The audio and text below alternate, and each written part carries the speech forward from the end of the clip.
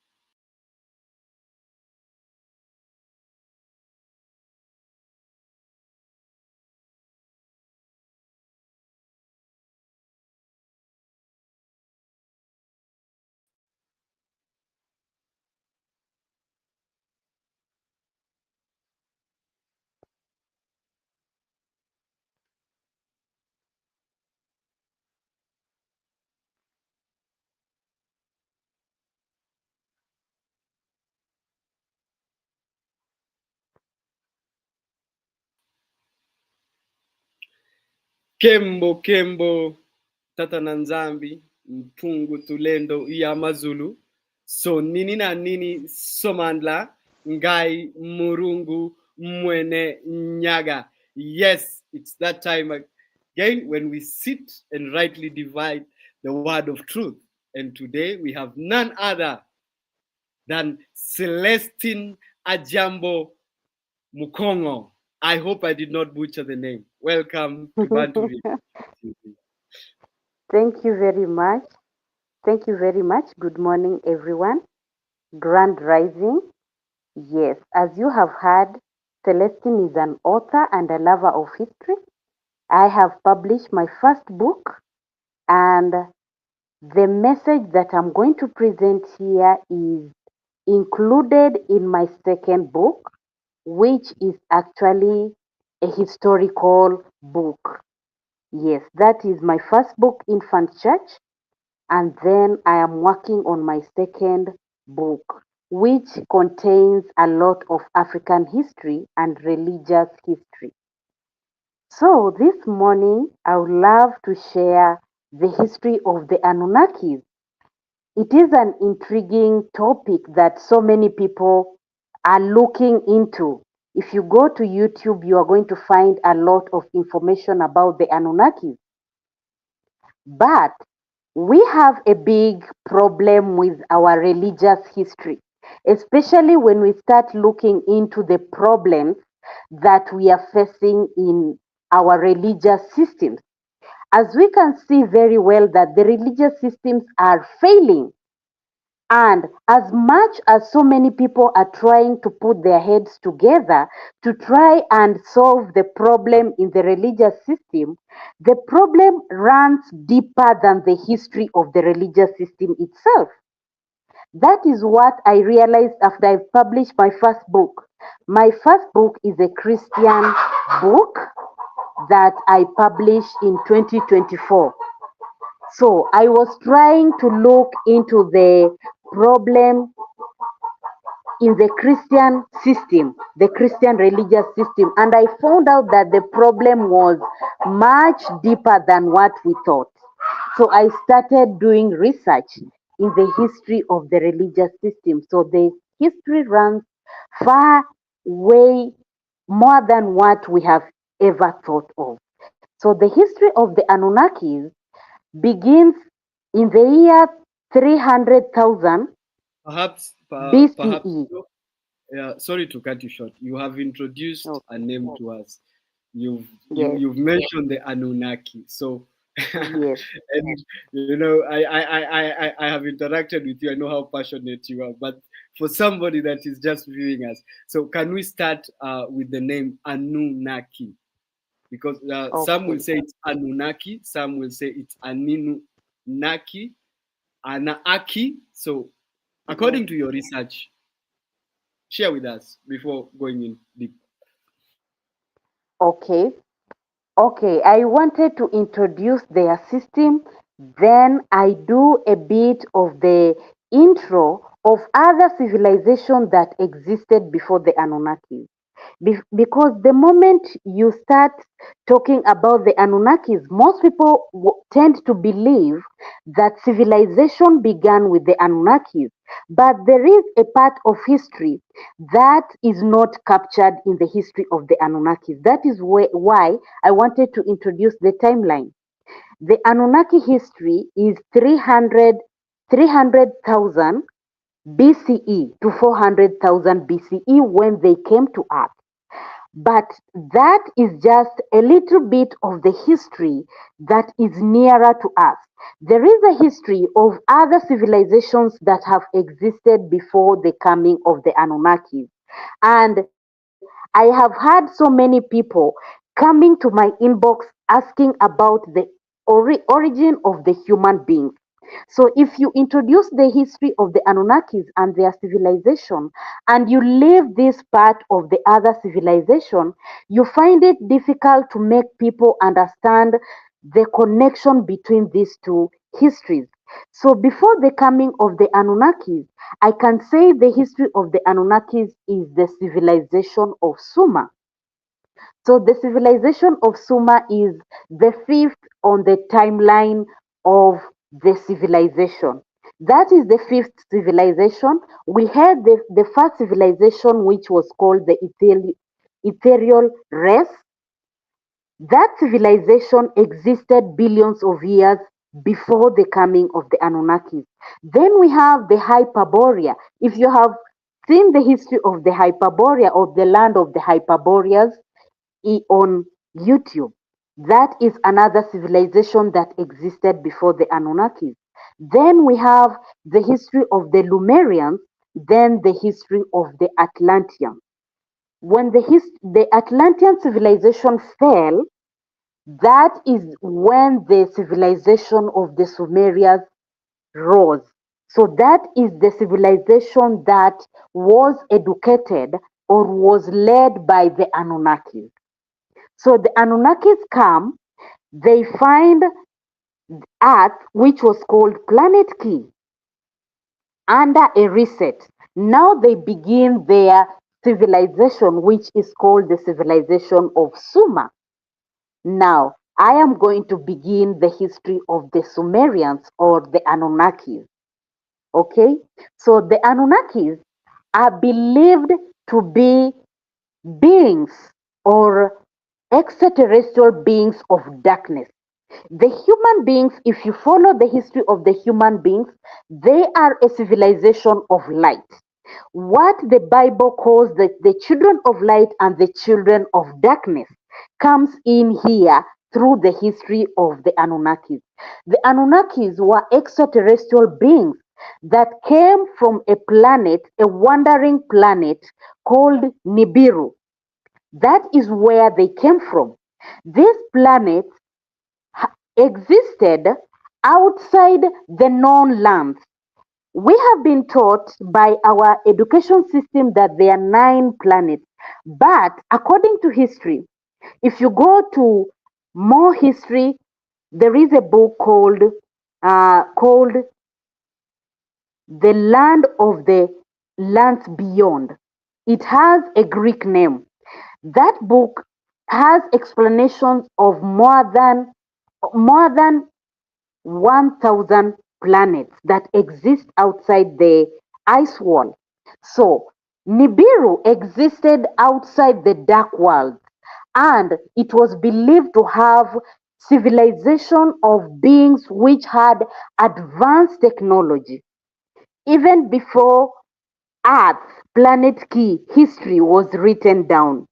So this wandering planet came closer to Earth at a time and it collided with Earth, causing the galactic war. So the galactic war is what brought Earth down to the third dimension world. You remember the history I've shared about the ethereal race, then the race of the Hyperborea, then the race of the Lemurians, then the race of the Atlanteans, then we have the race of the Sumerian civilization. That is the history of the human beings as they go on losing their spiritual power. I remember sharing with some people the history of this man called Credo Mutwa, and he shares in one of his interviews, and he says that there was a time that human beings were the most powerful race that were ruling the planet. That is when the human beings were existed as light beings. But as time went on, they lost their supernatural powers. They lost their spiritual power. And at long last, human beings now exist in flesh and blood, and they have forgotten about their spiritual prowess, their spiritual power, which they cannot tap into. So, Perhaps, as perhaps, they, yes, sorry to cut you short. Perhaps this is what okay, is mentioned in the text they refer to as the Bible, and they made garments of skin for yes, them. Is this what they they are made. referring to? Because we had garments of light, now we have garments of skin that trap us in this physical body. Is that what you're telling us? The human being race, when we study the civilization, you will find that by the time the human beings were in the civilization of the Atlanteans, they had gained their body, their physical body, flesh and bone. Yes. So when the Anunnakis came to Earth, they find the human beings who have flesh and blood. But these human beings are wild beings, they are not tamed. So, what civilization does, civilization tames human beings. From the spirit world, there's human beings that depended on the spiritual realm, to these human beings that now depend on the human flesh. If you want another video, I can do another uh, part where I explain this, the first four civilizations. Now, Please, by when we all come means. to, yes, yes, I will do that. So, civilization that comes with the Sumerian kings or the Sumerian gods, who are the Anunnakis? The Anunnakis, their history is divided into, I can say their history is divided into three: the history of the prior times, the history of the olden times, and the history of the war of the gods, which end the Sumerian civilization. So, according to the lost book of Enki, which I am basing my history on, and there is another book, another history called the history of Amun-Ra. He also writes his own history. And we have another epic of Gilgamesh. Those are three books that explain the same history. So if you put their history together and the timelines, you will find that the book, the Lost Book of Enki, has a more detailed explanation of the history of the Anunnaki. So, as I had said, the Anunnakis come to Earth during this time 300,000 years BCE. So when they land on Earth, that the first man to land on Earth was called Alalu. Alalu was the first fugitive who discovered Planet Key. So the history of the prior times explains to us the history of their planet Key, their planet Nibiru, where they come from. So that was the history before they came to Earth, and what happened before the Anunnakis came to Earth. So we find that the history of Nibiru has extraterrestrial beings from different races that cohabited together. They lived together to make this civilization of Nibiru. As you can see in the depictions of the Egyptian gods, you find some of those gods that have the jackal heads, some have heads of a bird, some have heads of a bull. So those are different races of the Anunnakis that were living on Nibiru. So as they are living in Nibiru, they begin to fight over territorial domination.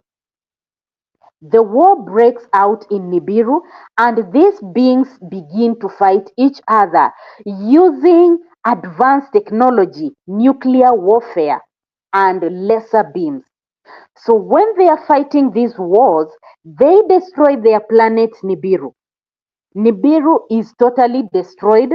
The ozone layer is destroyed completely to an extent that these beings begin to look for a way to repair their planet. So they decide to come together. The North, they said there was a territory of the North and the territory of the South, which were fighting each other. So they decide that they are going to get a king from the North and a wife to the king, the consort from the South, so that they come together and marry each other so that they could gain peace on their planet Nibiru. So these two beings, these two territories of the North and the South come together, and they later form a peace treaty on Nibiru. So their first king was called An. An is not Anu. An was the first king of Nibiru, and he marries two wives. One is called Ki and the other is called Antu. So Ki is from Earth. She is from the serpent reptilian race that existed on Earth before before the history of Earth is created. So Ki is the mother to Enki, and Antu is the mother to Enlil. So we find these two beings. An marries two wives, Ki and Antu. So from there we find beings that later took over the kingship of Nibiru. So we have 7 kings that come in line after An, and the 8th one is Anu. So from the first king of Nibiru, after they found peace, who is An takes over Nibiru, and then the kingship of Nibiru is in peace, is put together in peace. So there was a period of peace in Nibiru until one man called Alalu comes out to fight the king that was there at that time, the king that was seated on the throne. So Alalu fights to deploy or to overthrow the king that was there at that time. So when Alalu overthrows that king, he takes over the kingship of Nibiru and he rules for 9 shas. So you will find that their timeline, the Nibiru timeline, is not like the Earth timeline. You can find those terminologies in the Bible, like the Jubilee and the Shas. Those were timelines that were used in Nibiru, not Earth, because Nibiru exists at the farthest end of this bigger planet. We have the small planet, our own, and then other planets, then we have the bigger dome. So Nibiru exists at the farthest end. So as the sun is rotating, you find that one day of Earth does not equal to one day of Nibiru. That is why one Sha is equal to 3,600 Earth years. So when these Anunnakis come to Earth, they come with their timelines. They continue using their timelines until later on after the floods when they get their own timelines. So we have Alalu, who is a usurper that fought with now the king called Anu. Anu is the one that was ruling when the Anunnakis came to Earth. So Alalu takes over and rules for 9 shas, and after that he is overthrown. He is overthrown by Anu. Yes, the 8th in line from An, the first king. So Anu takes over the kingship of Nibiru. And when he takes over, he fights with Alalu. And Alalu, fearing for his life, he flees Nibiru. So he takes a spacecraft and flees Nibiru. So this is the guy who fled Nibiru and he later lands on planet Ki or Earth. He is alone.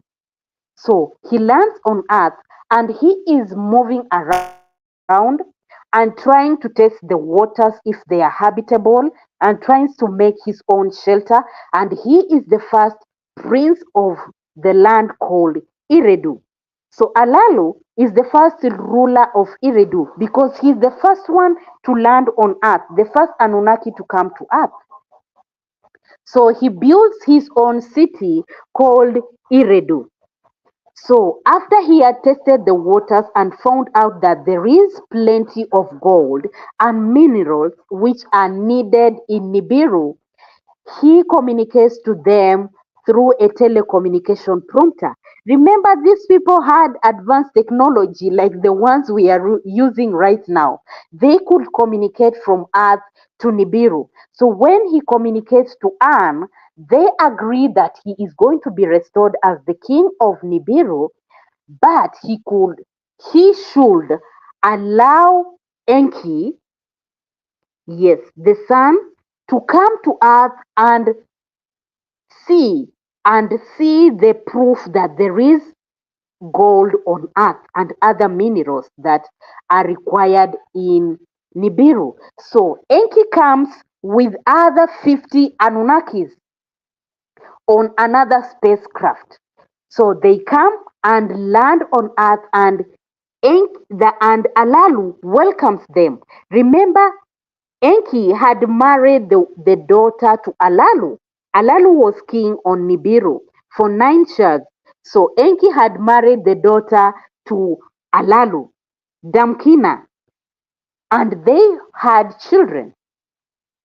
So Enki comes to his father-in-law and the relationship is quite good. But after a while, now Anu sends Enlil, his now son that was supposed to take over the throne of Nibiru. He sends Enlil to Earth. Now we have Alalu, we have Enki, and we have Enlil. Three guys that all of them want the leadership of planet Earth. All of them come to Earth. Together with them, they came with the groups of 50-50 Nephilims, also called the Egigi, the lower class Anunnakis that came to Earth to work. So these lower class Anunnakis come, others, some of them are operators of these spacecrafts, others are laborers who are going to dig in the gold mines to find the gold.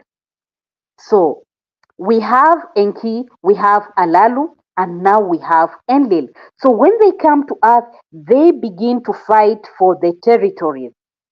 So Anu had to come to Earth for the first time to decide who is going to take which territory. Now we have the first city which had already been built, Iredu, the first city. So when they built this city, we have some Egigis who are working inside those cities, going around Earth looking for gold and minerals. That gold was put together and it is transported to Nibiru. So those places that you hear which are called the stargates or the portals were actually like airports where these spacecrafts were landing to and fro Earth. So because the distance from Earth, For clarification, would we say that yes, perhaps what they call Adam's calendar would have been such kind of a spaceport, the one located in South Africa? I think was Adam's calendar might have been created by the Anunnakis to track time. Remember, they left Nibiru and their timeline is not as Earth timeline. Yes, their timeline, they are counting their years in shares.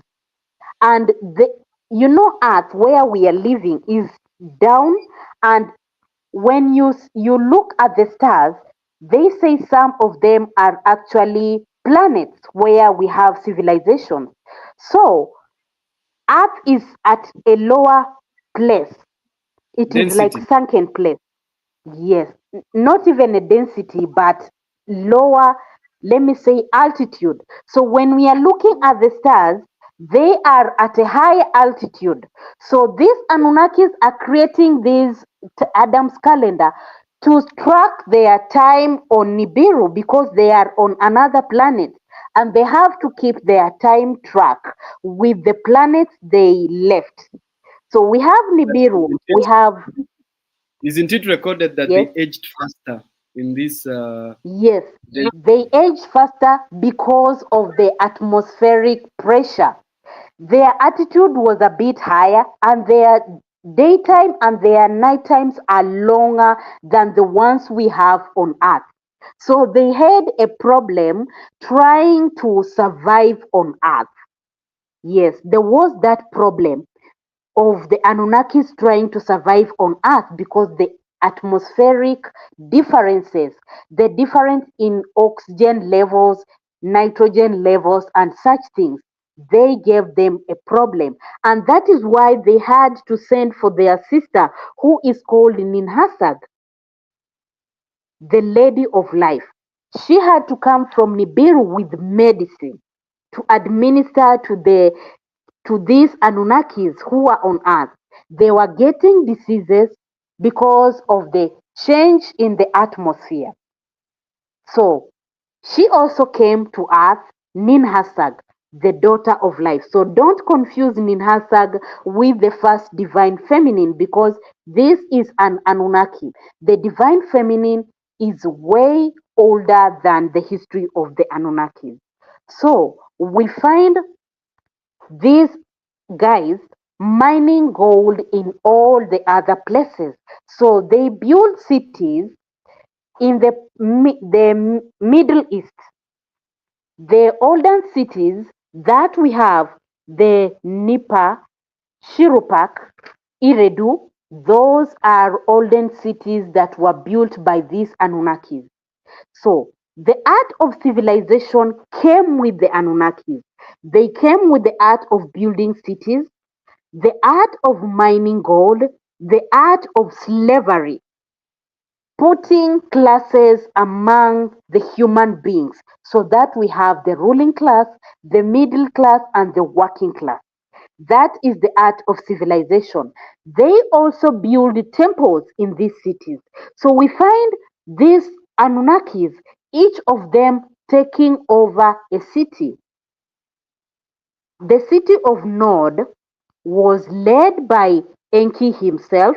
We have Shirupak and Nipa, which were cities led by Enlil. We have the city of healing, which is Shirupak. It was given to Ninhasag, the Lady of Life. So we have these Anunnakis living on Earth for a very long period of time. Now, let me give you the timeline. The Anunnakis are believed to have come to Earth 300,000 BCE. But now, in 184,000 BCE, is when the Egigi revolted, and that is the timeline when Adam is created. The first genetically modified man is made in 184. So we have a period of almost 120,000 years before the Anunnakis interact with the human species that were living on Earth. So there is a period of time when they were busy doing their own work, just mining gold and transporting that gold to Nibiru. But after this timeline, we have a problem. The Egigi who were brought from Nibiru to come and work and mine gold, they revolt because of the hard labor. They had to physically mine gold in tunnels, in rivers. They had to physically work carry buckets of soil. That is what they began complaining about.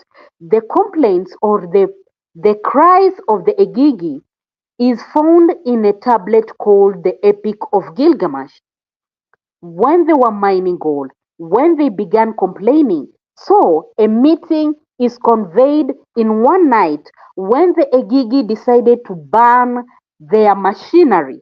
And after they had burned their machinery, they took captive of their leader, the leader of the gold mine. So the Anunnakis were afraid that if the Egigi burnt all the the portals which they were using as airports to go to Nibiru and back, they will be in trouble. So they decide to hold a meeting in the middle of the night to decide what they are going to do. So in that meeting, Enki is summoned, Ninhasag is summoned, Enlil is present because he is the one who was attacked in the middle of the night. And we have Anu, who is summoned on a telecommunication prompter. So they had to make a decision what they are going to do. It is in that discussion that Enki, the wise, the benevolent fashioner of mankind, gives the Anunnakis one decision. He tells them, if you want to ease the Egigi of their burden, then we have to make a weaker race called the Lulu. This Lulu is going to be a laborer to work for us. So Enki is the one who gives this decision. And in that meeting, Enlil differs with that decision because he claims that it is only the creator who is able to give life, not the Anunnaki. So what Enki was advising is that the Anunnakis should take this race of beings which are untamed. The race that was living on earth were people who were not civilized. They cannot be tamed. They cannot be taught to be slaves. So what they want is a race of people who can work in their gold mine. A race of people who are going to worship them without question. That is what they want. So Enki gives them a solution that this race already exists. What we are going to do is not creating, but we are going to take our DNA and mix it with theirs.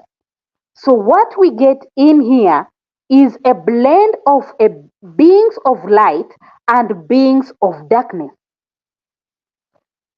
The Anunnakis are soulless beings. These are beings which are cannibals. They cannot relate to human emotions of love. What they have is greed. They came to ransack the earth for gold, for minerals. That is all they know. Creating wealth, material wealth. So they find this being that is living spiritually. And what they do is take their DNA and mix it with the DNA of the rest that they find on earth. So they did not scientifically, they did not create this being from nothing. They did what we call genetic modification. So, after this meeting, Enlil does not take part in the genetic modification of the human beings. The two beings that take part in the genetic modification of the human beings are Enki and Ninhasag, the Lady of Life. And at the end of this genetic modification, we have Thoth, also called Ningizida, coming in to finalize the genetic modification of human beings. Thoth is that Egyptian god, but his name is Ningizida. So we have now the Anunnakis going in the house of life to genetically modify human beings. This is in 184,000 BCE. That is when they now genetically modify Adamu. So their scientific trials really were, they did not give birth to Adamu in the first place. They failed and they kept on trying for many, many times. Their first trials gave birth to beings which were malformed. So they decide to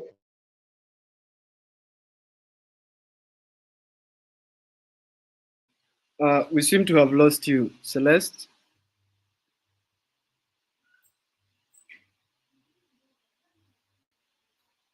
Are you still with us?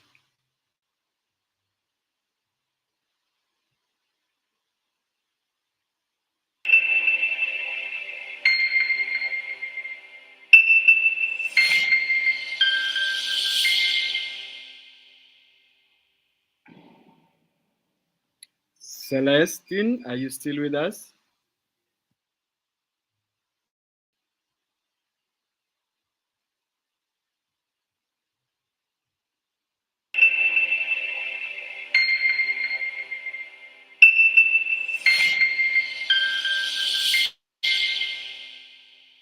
Dayo, ongoing dialogue with the Celestine Ajambo Mukhongo. We are talking about the Aninunaki. We seem to have lost her connection. Hopefully, she will return shortly.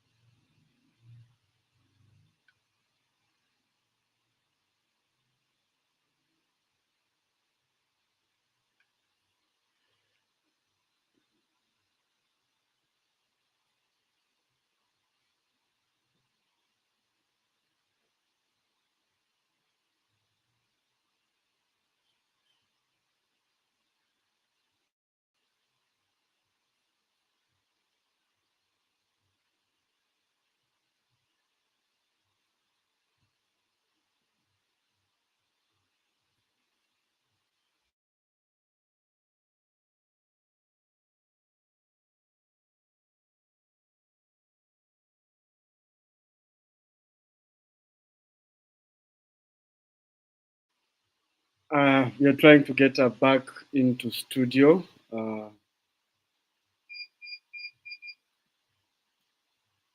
Kindly just bear with us. This is technology. A lot of this happens, especially with live streams.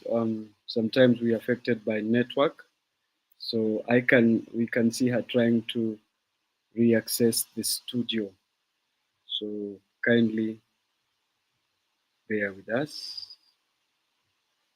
It's all in a day of live streaming. And we have Celestine back with us. We apologize for that. Okay. Are you Please getting proceed. me? Loud and clear. Okay, okay. I think I'll have to. My Please phone is proceed. giving me a Just lot proceed. of problems. Just proceed. Just Okay, proceed. okay, We know it's you. So we can listen into the audio. okay, So okay, now okay. So you are just at the point where you're I, telling us they have failed to get this perfect specimen through the DNA splicing. yes, Then now we have Toth yeah. Ningizida, Mm, or who is known as Tehuti, comes and he finishes that. So please take it on from there. okay. I'll I'll continue. So we have so many attempts of trying to get a perfect human being, which fails a lot of time until Enki now gives a suggestion that they get the soil of the Apsu to try and modify this being using the soil of the Apsu. So this is where we find the two creation accounts of the Bible. We find two creation accounts of the Bible, which in Christianity they cannot explain why there are two creation accounts. But this is where the two creation accounts come in. If you read the Lost Book of Enki, he clearly explains where the soil of the Apsu comes in, where the Bible says that they took the soil of the earth and made man. That is where the story comes from. So, after trying with the soil of the Apsu, they get this fetus and put it into the belly of Nin Hasag, the lady of life. So she bears 10 months, 10 earth months, and later gives birth to Adamu, the first perfect man, the creation of the Anunnaki. So Adamu is not created, but he is born after the genetic modification. He is placed in the belly of Ninhasag, who later gives birth to Adamu. So is brought up by the Anunnaki.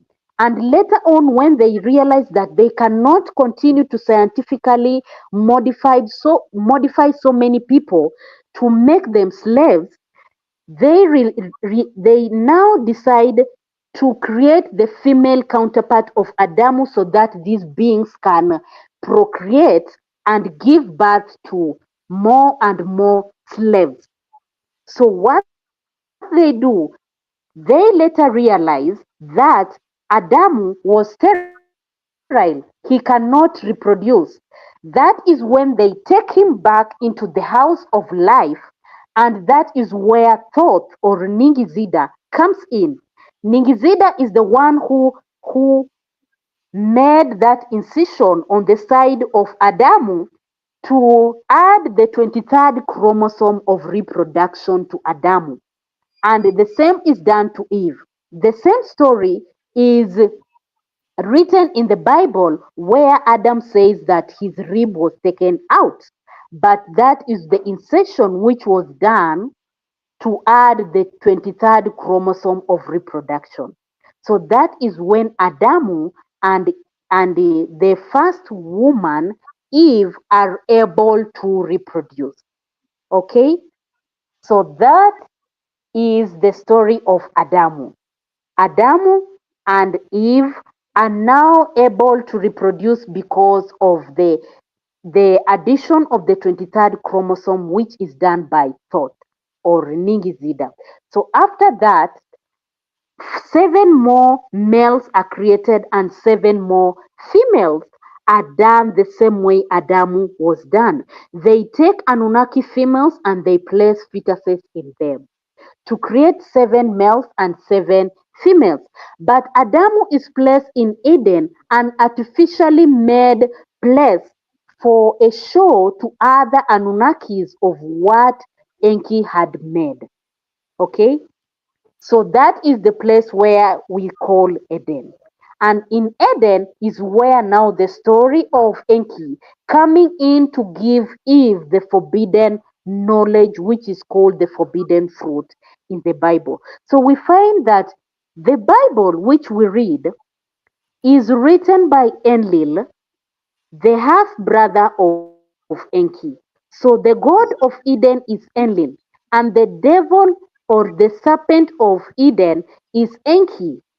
Enki played a big part in the creation of Adamu. That is why you find Hold on, him. hold on, hold on, hold on. You cannot just drop a bomb on us like that, and we just let you. So, are you telling us that um, Enki is the one who is referred to as the serpent in the garden? Yes, it is Enki. And Actually, he has does written a this have whole anything chapter. does this have anything to do Yes, with the fact that his mother was from a draconian race? Yes, and he later comes back to earth, and he later even works together with the mother, Ma'at, the great mother of all, Tiamat, to also known save as Tiamat. humanity. Yes, Tiamat. So I think my phone is going off, and you will have to give me another time so that we continue with this live recording. Of course, Okay? we cannot fail uh, to expound more on this. It's Kasibu always an kamezima, honor. kamezima. It's always an honor, Celestine. But you had already put it to us that you are somewhere in the village and you had taken your holiday. This is actually a favor you are doing us by joining us at this particular time. We really appreciate you. If it is acceptable with you, we can make this a series and we can break it down. And next time, perhaps those that will have watched this episode can come with questions because it is a dialogue. You know, amongst my people, we say "kemenyo mwedatoire." That means that there is no single custodian of knowledge. Though we know we have it on good authority that Celeste has actually done her homework. She has done her homework quite well, as well presented. So it is an honor. Bayete. Thank you. Closing remarks?